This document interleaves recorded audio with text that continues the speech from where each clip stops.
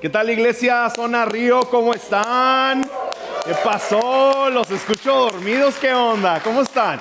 Qué guapo se ven el día de hoy. Qué gusto de verdad saludarlos. Mi nombre es Richard Valadez. Tengo el honor de pastorear una iglesia hispana del otro lado del cerco, ahí en Chula Vista. Y no sé si muchos de ustedes conocen o sepan, pero Iglesia Zona Río es parte de una familia mucho más grande, de un network de múltiples iglesias. Alrededor de 8 locaciones conforman esta familia y conforman también 13 congregaciones físicas donde cada semana estamos viendo milagros de Dios, estamos viendo oraciones contestadas, estamos abriendo nuestros espacios para jóvenes, para niños, para familias, grupos, servicios de comunidad. Por ejemplo, este video que acabamos de ver ahorita en unos momentos es un video donde colectivamente todas nuestras iglesias forman parte. Estamos hablando de cientos de miles de personas sirviendo en estos pasados fines de semana en la iniciativa en la cual todos hemos sido parte. Así que gracias de verdad por ser parte de lo que Dios está haciendo aquí en Iglesia Zona Río,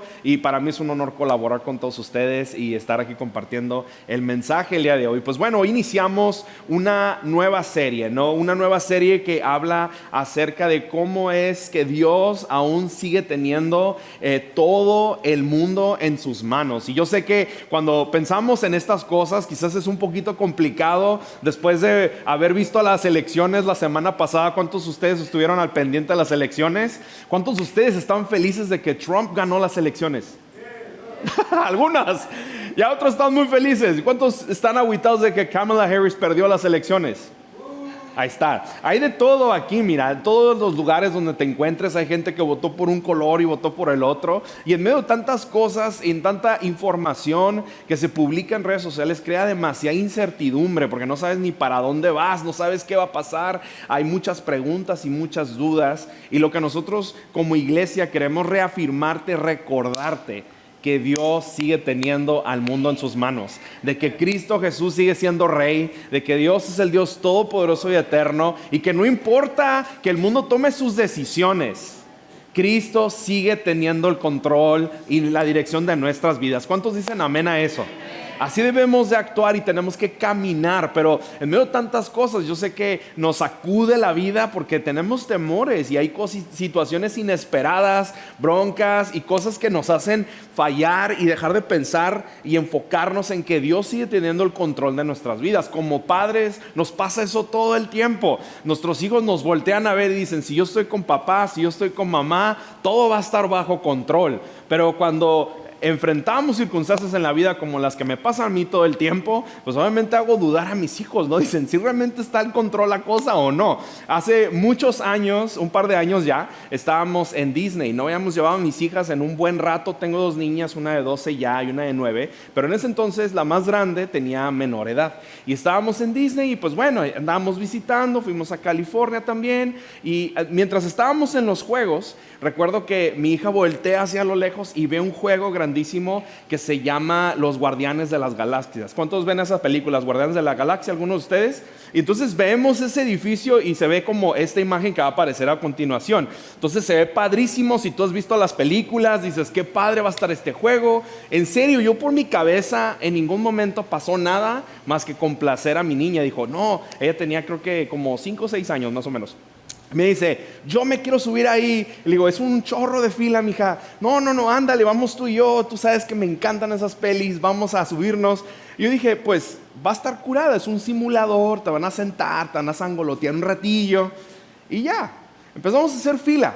Y vamos ahí por la fila. Y cosa curiosa, empiezo a notar y a ver alrededor. Digo, estás en Disney, pues esperas ver papás con sus hijos, niños de todos lados. Y de repente empiezo a ver como demasiados adolescentes. Y yo dije: bueno, a lo mejor ya es tarde, a lo mejor ya los niños están del otro parque. Seguimos haciendo fila.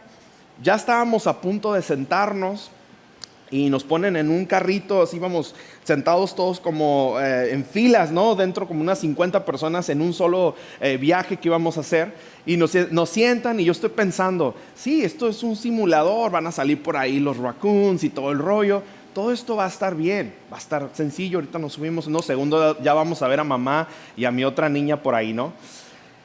¿Cuál fue mi sorpresa? Nos sentamos, se sangolotea esta onda, vemos el primer video, están los personajes ahí, nos dan unas instrucciones y de repente se hace para atrás esa cosa y vámonos, caída libre, ¡paz! De trancazo. Mi niña estaba temblando, así como no tienes idea, y su papá peor que ella, ¿no? Estábamos temblando los dos y yo, dije, ¿qué onda? Empieza a llorar Zoe, me dice, bájame de aquí, ¿qué es esto? Y yo le dije, mi amor, agárrate bien, porque de aquí no nos vamos a bajar.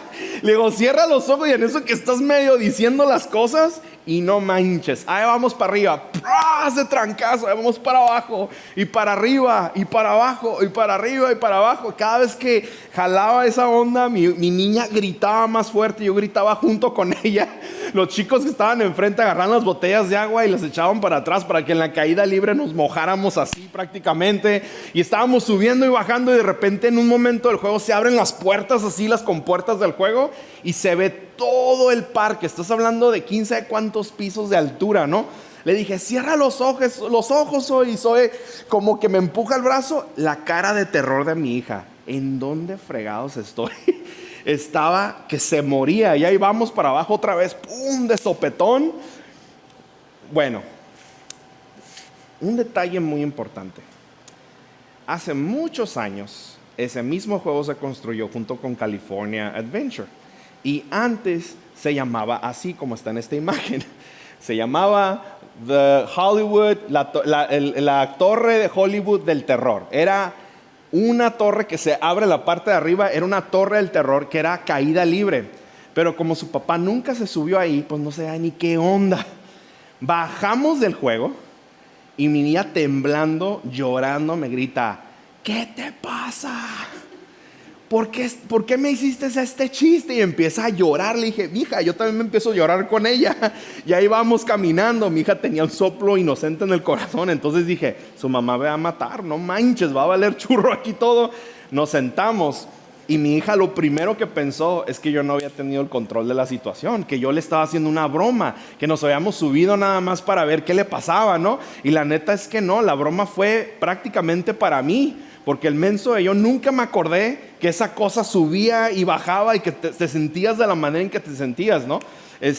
Al día de hoy, pues esa fue la mejor excusa para no volver a gastar en ese tipo de parques. Entonces ya no vamos a Disney, ¿no? Entonces, cada vez que quieren ir a Disney, les digo, ¿te acuerdas cuando nos vamos a volver a...? No quiero ir, ¿verdad? Entonces me ahorro un buen de feria para no tener que hacer ese gasto tan grande, ¿no? Pero ¿qué pasa cuando pasan estas situaciones? Cuando pasan cosas inesperadas, pareciera que la vida es igual. Pareciera que la vida es muy parecida a estos contrastes, a estos matices, a estas circunstancias, donde tú vas por la vida según tú viviéndola padrísimo. Todo va bien, Dios está en el camino, vienes, sirves, actúas, pero de repente las cosas empiezan a cambiar de una manera tan drástica y lo primero que el ser humano piensa es que Dios está ausente, de que Dios no está en la jugada, de que oras y vienes el domingo y adoras y levantas tus manos y pides peticiones de oración y pareciera que hay esta ausencia de Dios en nuestra vida. Pareciera que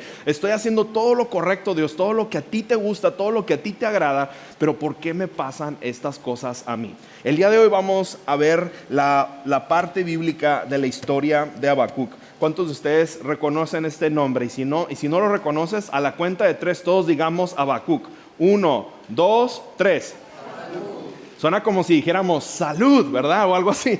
Pero este nombre raro de Habacuc está en la palabra de Dios. Este libro se escribió 600 años antes de Cristo. Estamos hablando de unos 2600 años más o menos en teoría antes desde este tiempo. Y Habacuc es un profeta diferente, es un hombre que normalmente vemos en la palabra de Dios que los profetas es como que ellos reciben la palabra de Dios y ellos van y la comunican al pueblo de Dios. En ese caso Habacuc estaba en el pueblo de Judá y en su momento la intención que él tenía no era tanto como ser ese profeta que enviaba mensajes o enviaba cartas acerca de Dios, sino era alguien que constantemente se estaba comunicando con Dios, que estaba expresando la situación que estaba pasando. En ese momento en la historia en Judá, todo estaba saliendo mal. Había corrupción, había abuso, el pueblo de Dios estaba actuando con parecía que Judá era como si fuera Las Vegas, hagas de cuenta, o sea, era un desastre total. Y él como profeta pues estaba luchando con eso porque las cosas no cambiaban. Entonces cuando un profeta está viendo toda esta situación y que la gente no cambia, las personas no cambian, el pueblo no cambia, el gobierno no cambia, empiezas a ver toda la obscuridad de la tierra florecer en todo lo que existe, aún en la casa de Dios y aún en la comunidad de la gente de los creyentes. Es ahí donde entra la frustración de Habacuc y tiene esta pesadez que constantemente está viendo hacia arriba y está tratando de comunicarse con Dios de qué es lo que está pasando. Habacuc está en este momento en la historia, 2600 años de aquí hacia allá.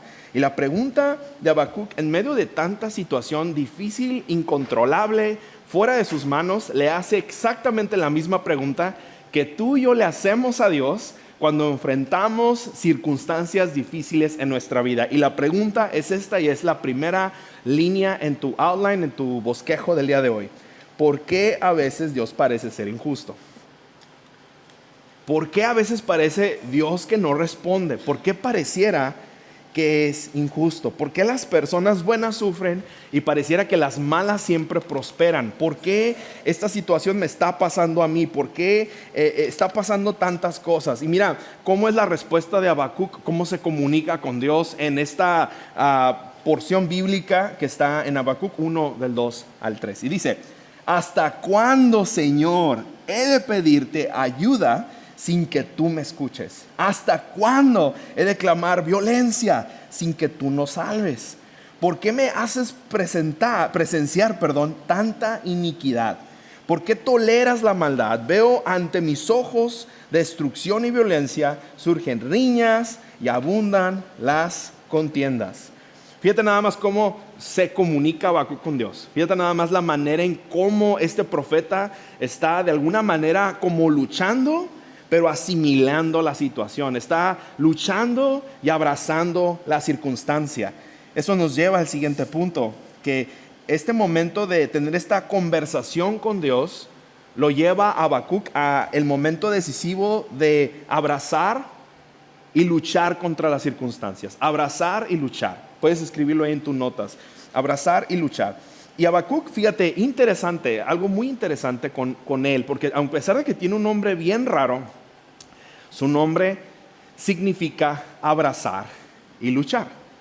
Eso es lo que significa. Ese es el nombre textual. Eso es lo que realmente es. Yo no sé si tú conozcas cuál es el significado de tu nombre, pero cuando conocemos el significado del nombre de cada uno de nosotros, podemos ver también de cierta forma alguna parte de identidad o de perfil de una persona conforme cómo actúa de acuerdo a su nombre. Por ejemplo, mi primer nombre, y ese es secreto nada más para amigos, muchos de ustedes no saben, pero mi primer nombre es David.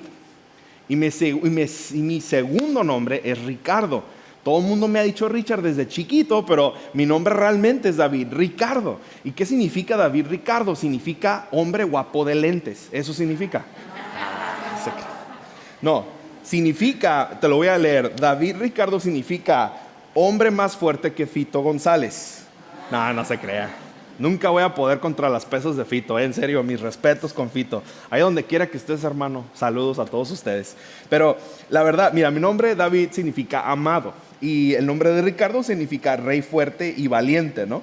Por ejemplo, aquellos que no conocen, pues te invito a que busques qué significa tu nombre, porque tiene que ver mucho con tu persona, con quién eres, ¿no? Y saber qué significa esto. De hecho, en el hebreo David, pues es un nombre, conoces a David en la historia de la palabra de Dios. Y pues bueno, Ricardo es un nombre germanio y ellos consideraron que significaba como rey valiente, ¿no? Aquellas personas que quisieron ser súper creativos y dijeron: no me gustan los nombres del pasado, ochenteros, noventeros. Le voy a poner un nombre diferente a mi niña.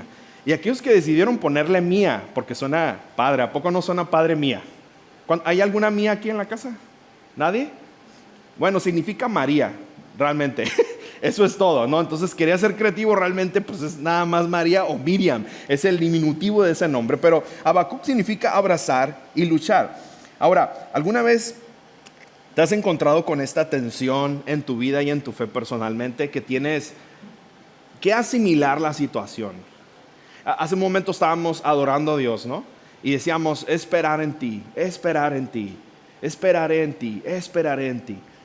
Y la directora de alabanza, antes de continuar con el coro, empezó a mencionar ciertas situaciones que pasan en la vida cotidiana, como por ejemplo, quizás algún diagnóstico, unos problemas financieros, quizás problemas en casa, situaciones que no han resuelto en su vida personal. Hay tantas cosas en el aire que el día de hoy tú y yo estamos cargando el día de hoy, y que pensamos, Dios, ¿hasta cuándo vamos a seguir viviendo esta tensión? Porque a pesar de que estamos viviendo la tensión, todos los días amanecemos con esta circunstancia, con esta pesadez dentro de nosotros, y tomamos la decisión de luchar contra esto que no podemos luchar y abrazar lo que está pasando. De la misma manera, Habacuc tiene esta situación de poder abrazar y luchar. Habacuc 3:4 sigue diciendo: ¿por qué me haces presenciar tanta iniquidad? ¿Por qué toleras la maldad? Veo ante mis ojos destrucción y violencia, surgen riñas y abundan las contiendas. Por lo tanto, se debilita la ley y no prevalece la justicia. El malvado acosa al justo y se pervierte la justicia. Está hablando acerca de esta iniquidad, de esta situación insustentable, de estas circunstancias que no cambian, y pareciera que Dios no está haciendo nada. ¿Por qué, Dios, no estás contestando mi oración cuando yo te la estoy pidiendo? ¿Por qué si oro todos los días pareciera que nada pasa? Muchos de nosotros hemos estado haciéndonos las mismas preguntas. Le decimos: Dios, ¿por qué me haces sufrir tanto? ¿Por qué me pones el pie? Dios, ¿por qué haces que nada de lo que quiero que pase no pasa y lo que quiero que termine no termina, ¿no? ¿Por qué, Dios, permites, por ejemplo, todas estas situaciones que pasan en la vida, y por qué están pasando? De la misma situación, Habacuc se encuentra ahí mismo en la palabra de Dios. Quizás podemos ver la palabra de Dios como algo que nos está diciendo qué es lo que tenemos que hacer, pero cuando lo vemos desde otros lentes podemos entender la humanidad que Dios está expresando en las circunstancias reales de la palabra de Dios, y qué eco tiene en nuestra vida y impacto también en la manera en cómo asimilamos las cosas. ¿Cuáles eran los efectos de Habacuc? ¿Qué estaba luchando él? Por ejemplo, lo primero que él estaba luchando es que cuando él le preguntaba a Dios, le decía: Dios, no parece que esto realmente te importe. ¿Cuántos de nosotros hemos orado a Dios y le hemos dicho: parece que no te importo, Señor? Parece que no me estás escuchando. Parece que este problema es muy pequeño para que puedas bajar y hacer un milagro. ¿Cuántos de nosotros hemos hecho esta misma pregunta? Dios, ¿estás haciendo lo suficiente cuando puedes hacer algo más? Podrías hacer un poquito más. Podrías movilizar mi oración un poquito más. ¿Cómo le puedo hacer para que mi oración se ponga encima de todas las otras peticiones y que puedas contestarla más rápido? O por ejemplo, Dios, todo lo que estás haciendo no es justo. Que estoy tratando de seguir tu voluntad, estoy tratando de hacer las cosas bien, estamos haciendo todo lo que podemos. ¿Por qué nos pasan estas cosas? Cuando nosotros hemos estado en estas circunstancias, creo que juntos tenemos las mismas preguntas. Yo también las he hecho muchísimas veces, en muchas circunstancias. Yo también he vivido problemas, circunstancias y todo, y yo también me he preguntado en constantes ocasiones: Dios, ¿por qué nos pasa a nosotros? Quisiéramos que todo obrara y funcionara como nosotros quisiéramos. Quisiéramos que todos nuestros sueños y anhelos se cumplieran justo en el momento en que los pedimos. Quisiéramos que nuestro esposo, nuestro cónyuge, actúe como debe de actuar y viceversa. Queremos que nuestra esposa cambie, que Dios la cambie, y yo la voy a dejar ahí en la iglesia a ver que Dios la cambie, y cuando regrese otra vez por ella, espero que el Señor la traiga nueva y fresca, ¿verdad? Queremos que evitar los problemas. A lo mejor vemos que hay una circunstancia y estamos tratando de evitar el problema y orar a Dios para que Dios se encargue de ese problema, sin nosotros no tomar la situación. Quisiéramos de verdad tomar el control de las cosas. Muchos de nosotros nos desesperamos muchísimo porque creo que a veces en nuestra arrogancia de personal creemos que tenemos una mejor manera de cómo Dios puede resolver las cosas. ¿Cuántas veces hemos orado a Dios y decirle: Dios, si mueves esto y quitas esto y haces esto para acá y luego lo mueves hacia este lado, nada más haz esto y todo va a estar bien? ¿Cuántos dicen amén a eso? No sean mentirosos, todos han orado así, todos hemos hecho eso. ¿A poco no? Todos lo hemos puesto de esa forma. O a veces quisiéramos que Dios tuviera la resolución, pero realmente a veces no podemos hacer las cosas. Simplemente no pasan, sino estamos en este proceso de vida, ¿no? Yo recuerdo claramente hace muchos años, cuando hablé de mi primogénita, de mi primera hija. Recuerdo que por un momento en nuestro matrimonio pasaron muchos años sin que pudiéramos tener hijos. Yo ya me había resignado y había dicho, ¿sabes qué? Pues si esto no se va a hacer, no va a pasar. Ya van más de 5 años y no nos podemos embarazar. Mi esposa no se puede embarazar. Yo ya me había rendido, dije, bueno, así va a ser nuestra vida y yo estoy bien con eso. Pero mi esposa no estaba bien con esa idea. Ella seguía luchando y abrazando. Por fin, Dios nos bendice milagrosamente a través de oración y de muchas cosas. Alguien vino, nos dio palabra, no le creí. Yo dije, ¿cómo crees? Obviamente cuando ves una pareja joven y pues tienen varios años sin tener hijos y alguien pone manos en ti y dice, no, el Señor te va a dar un bebé próximamente. Digo, hemos esperado por 5 años. Obviamente, a veces uno tiene grandes intenciones de orar por las personas. Yo escépticamente no escuché la palabra. Yo dije, bueno, ya nos han dicho esto muchas veces, pero bueno, vamos a ver qué pasa. Bueno, mis planes, mi tiempo y mi desesperación no se alinean al tiempo y a los planes de Dios. Dios nos bendijo con una bebé a finales de ese año. Empezamos este proceso y es hermoso porque pasa algo que no esperabas y que Dios nos regala inmerecidamente. Sin embargo, a los próximos meses, ¡pum!, embarazo de alto riesgo. Mi esposa, pobrecita, sufrió todo ese embarazo en cama, sangrando, casi perdíamos a la bebé un chorro de veces durante ese proceso. Por fin Dios nos concede, llegamos a los 9 meses, nace mi bebé y dices, qué bueno, está todos felices, 2-3 días en el hospital, salimos del hospital, le hacen unos exámenes de sangre, nos vamos a casa, vamos el siguiente día al doctor, la revisa.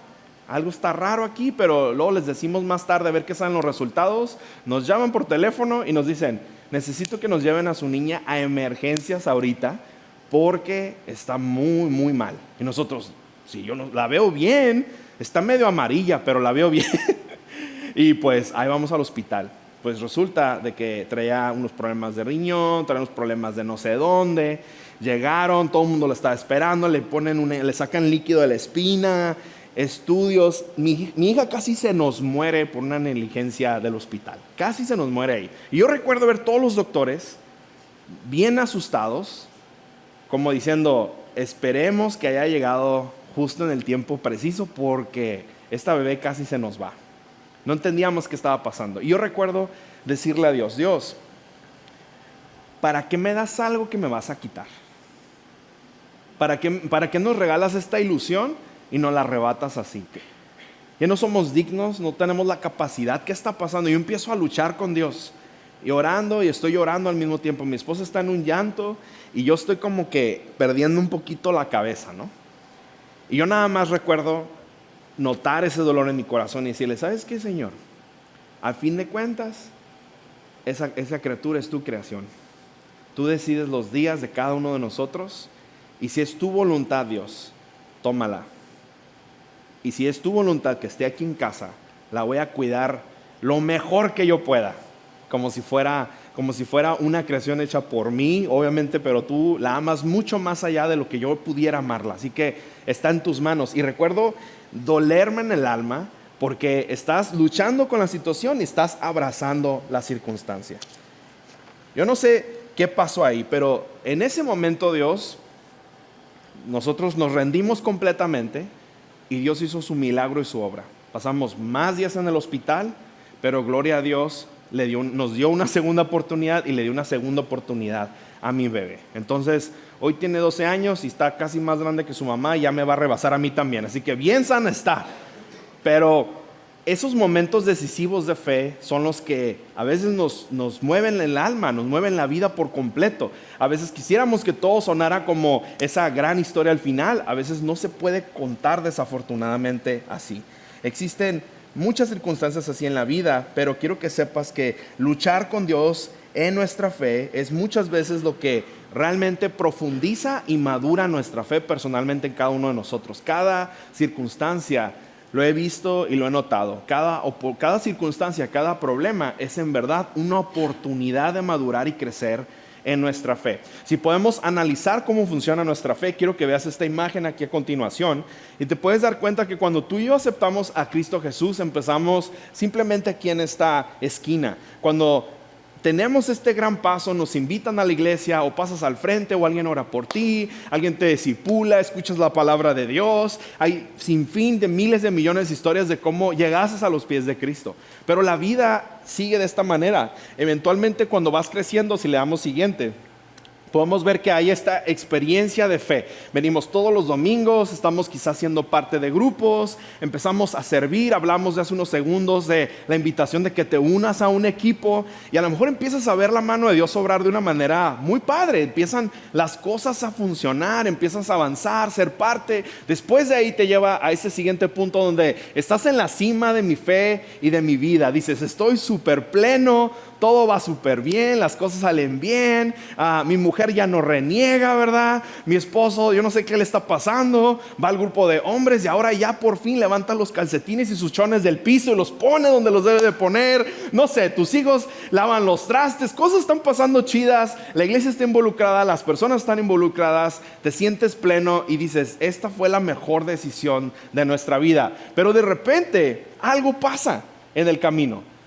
Y estás en tu punto más bajo y en la crisis de tu fe. Tú piensas que todo este trabajo que ya Dios hizo en tu vida debe de seguir la aguja hacia arriba y no debe de bajar. A muchos de nosotros nos vendieron la idea de que si Cristo estaba de nuestra parte, nada podría estar en contra nuestra. Y si eso es un versículo y está en Romanos 8:31, si Dios está de mi lado, nada podrá estar en contra nuestra. Pero eso no delimita las circunstancias y los problemas de este mundo.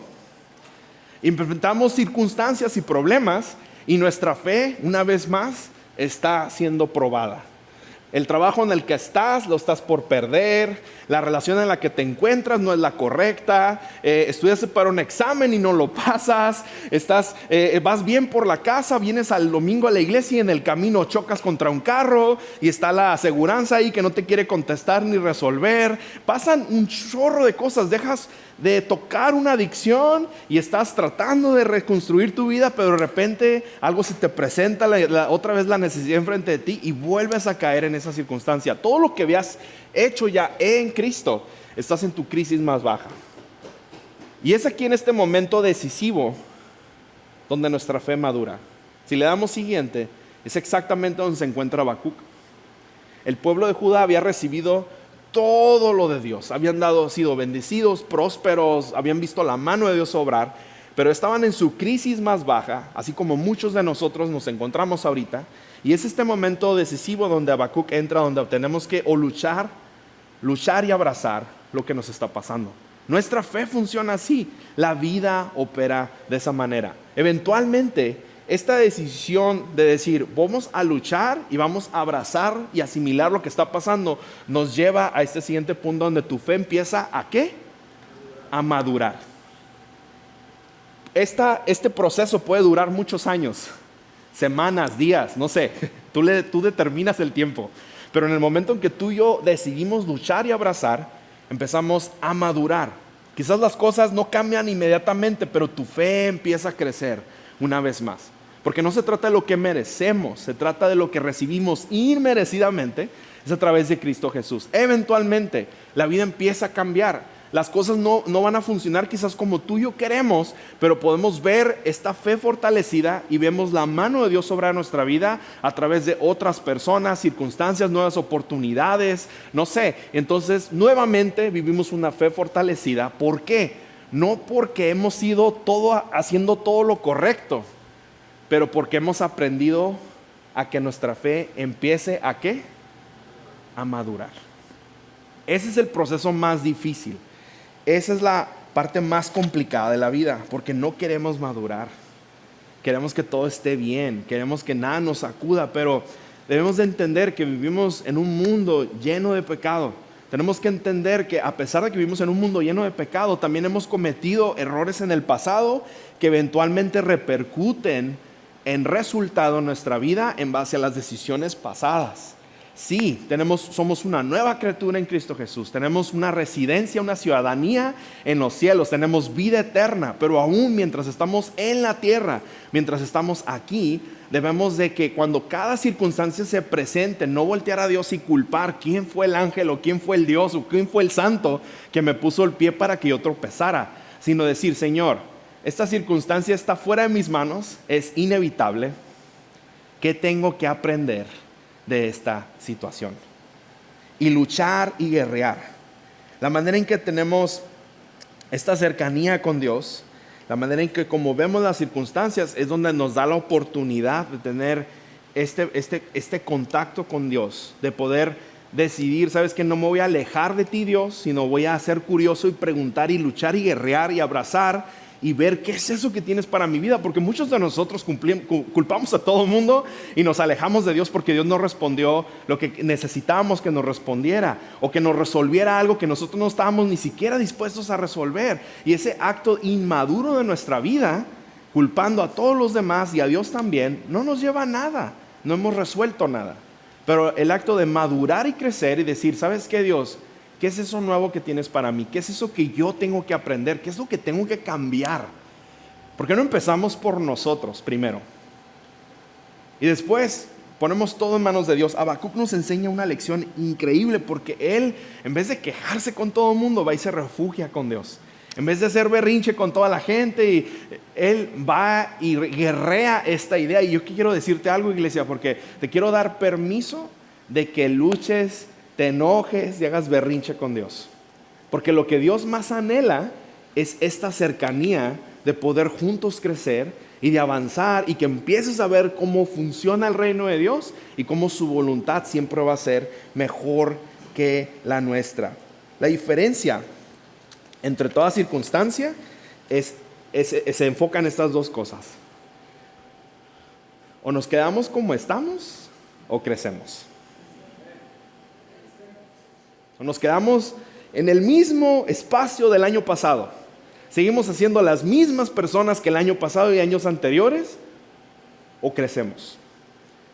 Y la fe es así.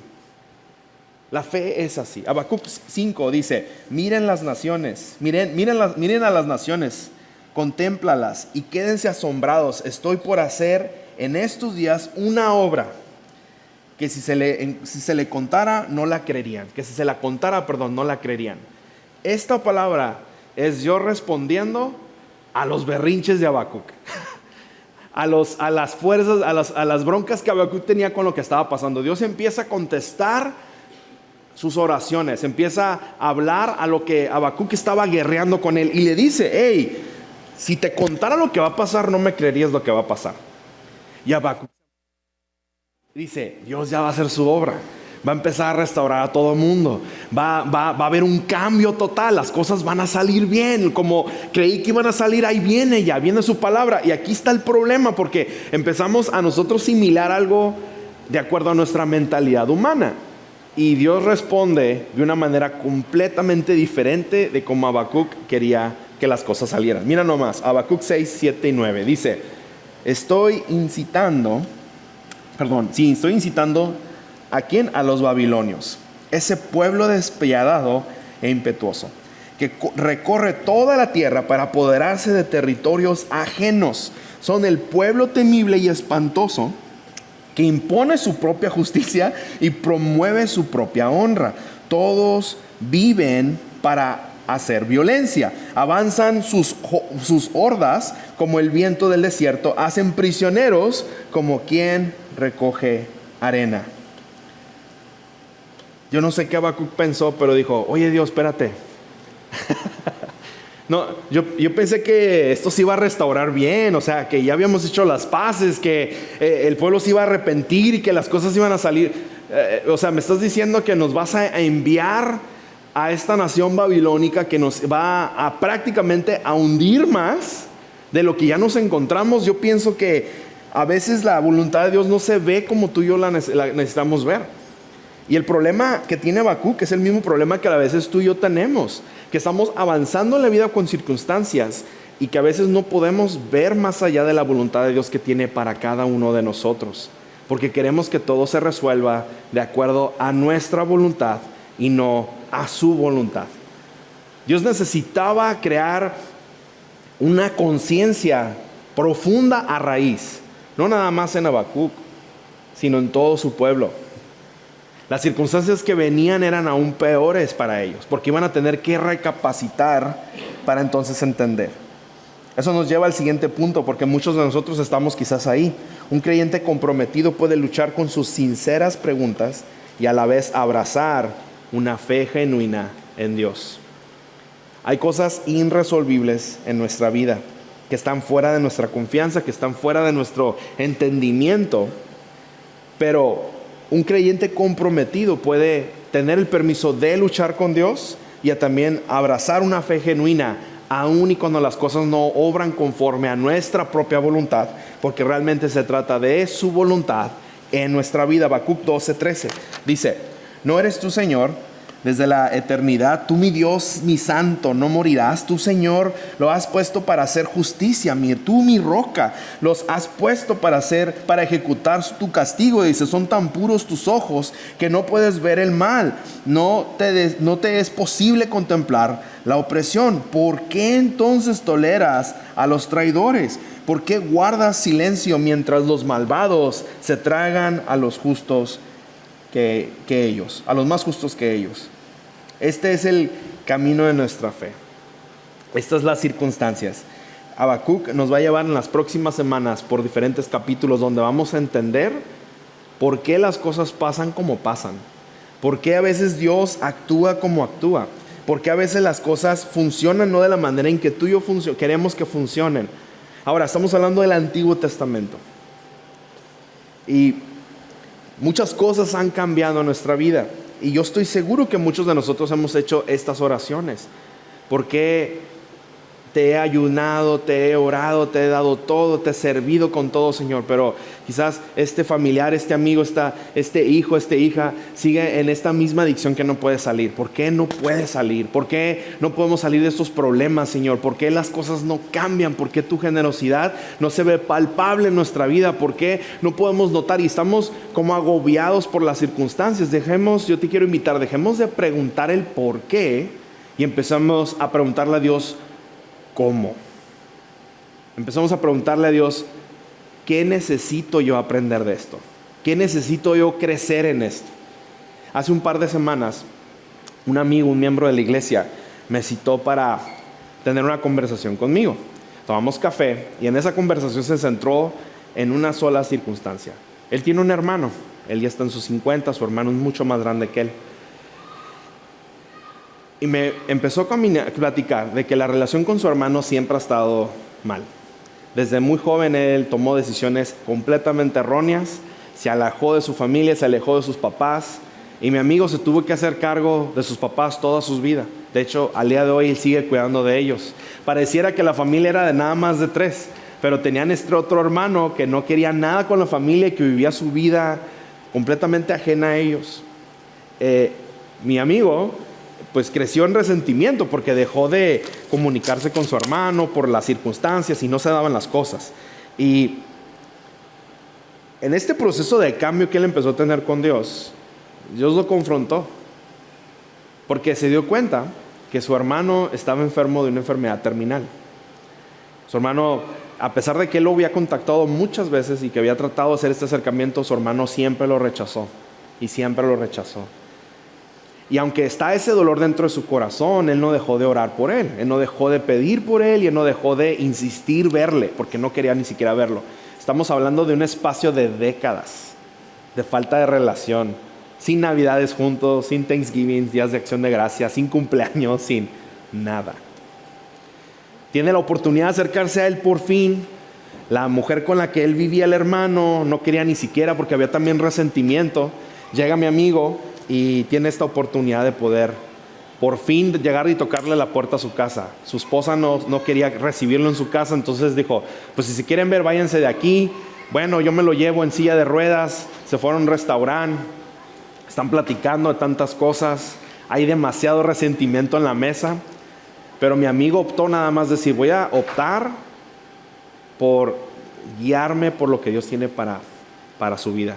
Voy a optar por remover el rencor y mostrarle amor en cada mala acción. Voy a responder diferente de como Él espera que yo responda ante sus acusaciones. Y Dios le permitió a mi amigo la oportunidad de poder mostrarle el amor de Cristo en ese momento. Al final el hermano le dijo, puedo orar por ti, hermano, te ves bastante mal, déjame nada más hacer una oración. Algo que nunca había pasado en su vida, optó por hacerlo. Le dio el plan de salvación, oró por él, oró por su mujer. Su mujer como que no le gustó la cosa esa rara, pero bueno, mi amigo se fue, se dio la vuelta y dijo, ¿cómo quisiera ayudar a mi hermano, pero no me deja ayudarlo? ¿Cómo quisiera que Dios cambie las cosas? ¿Cómo anhelo que Dios haga un milagro en su vida? Y cómo él se fue con todas estas cosas, pero ¿sabes qué? A lo mejor esto fue el primer paso de muchos otros pasos. Se va de vacaciones, regresa de vacaciones, pasa 2, 3 días, una semana, lo contacta, no le contesta, lo evade. Y la semana pasada murió. Mi amigo me llama por teléfono para darme la noticia. Habíamos estado orando por su hermano pues ya por un buen rato. Y en vez de yo enfocarme en el por qué, yo dije, Dios, que enséñame las palabras para expresarle a mi amigo porque no tengo palabras. Y lo único que yo sentí de parte de Dios es decirle, hey, recuerda a tu Dios. Recuerda qué bueno fue el haberte otorgado la oportunidad de verlo cara a cara, pedirse perdón y orar por él y darle el regalo de Cristo Jesús para su salvación. Quizás es muy poquito, quizás fue un momento nada más, pero recuerda quién fue tu Dios, que aún en medio del rencor más grande que tenían entre hermanos, Dios permitió ese encuentro y fue único. Y sabes, a veces uno quisiera que las cosas funcionen y oramos por un milagro para que Dios pudiera hacer algo en su vida, pero las decisiones que uno toma en el pasado a veces ya nos limitan los días aquí en la tierra. Yo te quiero decir una cosa, mira, yo no sé cuál sea la voluntad de Dios para tu vida, pero Dios sí sabe cuál es la voluntad para tu vida. Yo no sé cuál situación andes o qué bronca traigas o qué estés pasando, pero nada más los valientes de verdad, que tienen el coraje de levantarse con Dios y no esperar que las cosas operen bajo su voluntad, pero que tienen el coraje y la valentía de decir, Dios, que sea tu voluntad en mi vida, son los que van a poder ver cómo el poder de Dios obra en tu vida y a través de tu vida. Y esa es la invitación en este día, que luches con Dios, que reniegues con Dios, te pelees con Dios, pero que luches por esta conversación constante con Él para que tu fe pueda madurar y tus fuerzas puedan ser reforzadas por el poder del Espíritu Santo y que podamos juntos ver su bondad en nuestra vida. Iglesia, ¿por qué no te pones de pie? Y voy a pedirle a la banda si puede subir, por favor, y voy a hacer una breve oración porque asumo que muchos andamos igual. Asumo que muchos andamos manejando en vez de con 4 llantas, traemos unas 3 llantas y una de bicicleta enfrente, ¿no? Algunos de nosotros pareciera que sigue esta nube tapando todas nuestras circunstancias y no podemos limpiar el aire y decir qué es lo que Dios tiene para mí. Pero lo que yo nada más te quiero invitar en esta mañana es que tengas el primer paso de valentía y decir, Señor, ¿qué tengo que aprender? Y que se cumpla tu voluntad en mí. Así que cierra tus ojos. Y como un acto de rendición total, quiero invitarte a que pongas tus manos hacia el frente, como si fueras a recibir algo. Y nada más una oración sencilla y genuina desde ahí, desde tu lugar, con tus ojos cerrados.